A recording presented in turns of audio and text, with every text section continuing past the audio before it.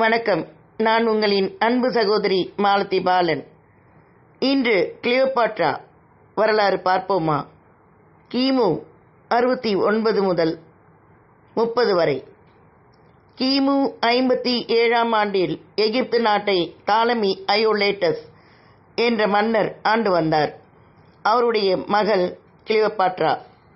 தாலமி இறப்பதற்கு முன் கிளியோபாட்ராவும் அவள் தம்பி 7வது தாலமியும் திருமணம் செய்து கொண்டு நாட்டை ஆள வேண்டும் என்று அறிவித்தார். தாலமி வம்சத்தில் பிற வம்சத்தின் இரத்த கலப்பு ஏற்பட்டு விடக்கூடாது என்பதற்காக இத்தகைய திருமணங்கள் அக்காலத்தில் நடைபெற்றன.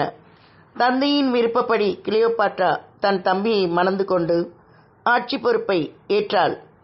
அப்போது கிளியோபாட்ராவுக்கு வயது 16, கணவனாகிவிட்ட தம்பிக்கு வயது 10. அமைச்சர்களும் பிரபுக்களும் 7ஆம் தாலமியை தங்கள் கைப்பாவையாக்கி கொண்டனர்.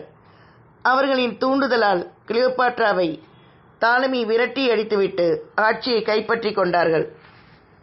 கிளியோபாட்ரா சிரியாவுக்கு தப்பி ஓடினாள். ஆட்சியை மீண்டும் பிடிக்க படை திரட்டி வந்தாள். இந்த சமயத்தில் ரோம் நாட்டை ஆண்டு வந்த ஜூலியஸ் சீசர் கிமு 63-14 எகிப்து மீது படையெடுத்தார். அவரை கிளியோபாட்ரா சந்தித்து ஆதரவு கேட்டாள். கிளியோபாட்ராவின் அழகில் மயங்கிய சீசர் அவளுக்கு உதவி செய்வதாக வாக்குறுதி அளித்தார். சீசருக்கும் தாலமிக்கும் நடந்த மோதலில் தாலமி மாண்டு போனான். கிளியோபாட்ராவை எகிப்தின் அரசியாக்கிய சீசர் அவளுடனே வாழ்ந்து வந்தார். இவர்களுக்கு ஒரு மகன் பிறந்தான். அவன் பெயர் சிசேரியன். சில காலத்திற்கு பின் கிளியோபாட்ராவையும் மகனையும் அழைத்து கொண்டு ரோமாபுரிக்கு சென்றார் ஜூலியஸ் சீசர். சீசரின் நண்பனாக இருந்த புரூட்டஸ் வேறு சில சதிகாரர்களுடன் சேர்ந்து சீசரை கட்டாரியால் குத்தி படுகொலை செய்தான். புரூட்டஸ் நீயுமா என்று கூறியபடி உயிர் துறந்தார் சீசர். அவர் இறந்தபோது வயது 49. ரோமாபுரியின் பாராளுமன்றத்தில் இந்த படுகொலை நடந்தது. சீசரின் எதிர்பாராத மரணத்தால் மனமுடைந்த கிளியோபாட்ரா எகிப்துக்கு திரும்பி சென்று ஆட்சி பொறுப்பேற்றாள். சீசரின் அன்புக்குரிய தளபதி ஆண்டனி பொதுமக்களின் ஆதரவோடு சதிகாரர்களை நாட்டை விட்டு விரட்டி அடித்தார். இந்த சமயத்தில் சீசரின் வளர்ப்பு மகனும் 19 வயது இளைஞனுமான ஆக்டேவியஸ் ரோமாபுரிக்கு வந்து சேர்ந்தான். அவனும் ஆண்டனியும் நாட்டை ஆண்டு வந்தனர். சீசரை கொண்ட புரூட்டஸ் கீசியஸ் ஆகியோருடன் பிக்பி என்ற இடத்தில் நடத்திய போரில் ஆண்டனியும் ஆக்டேவியஸும் வெற்றி பெற்றனர். அதைத் தொடர்ந்து புரூட்டஸும் கேசியஸும் தற்கொலை செய்து கொண்டனர். ரோமாபுரியின் ஆதிக்கத்தில் அடங்கிய எகிப்துக்கு ஆண்டனி சென்றான். அங்கு கிளியோபாட்ராவும் ஆண்டனியும் முதலாக சந்தித்தனர்.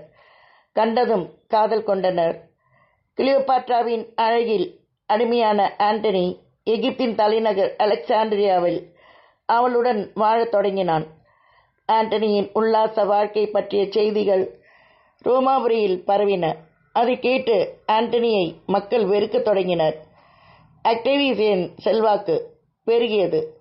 ரோமில் தோன்றிய நெருக்கடியை அறிந்த ஆண்டனி அந்த நகருக்கு திரும்பி சென்றான். ஆக்டேவியஸுடன் நட்பை புதுப்பித்துக் கொண்டான்.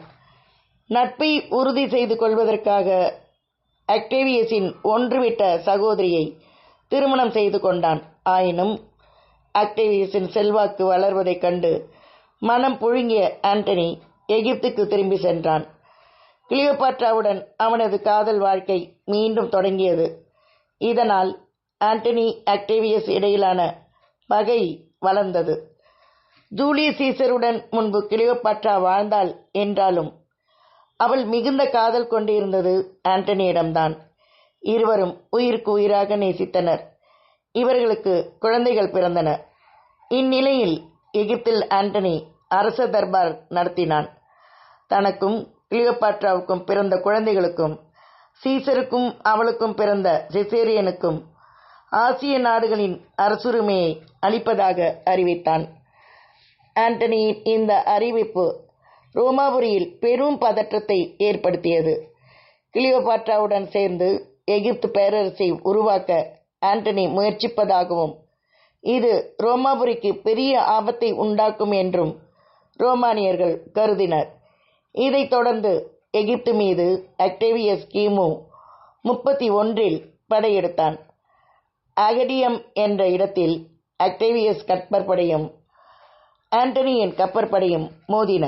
இதில் ஆண்டனியின் படைகள் தோற்றன. அக்டேவியஸுடன் சமாதானம் செய்து கொள்ள ஆண்டனி முயன்ற வேளையில் கிளியோபாட்ரா தற்கொலை செய்து கொண்டதாக பொய் வதந்தி பரவியது.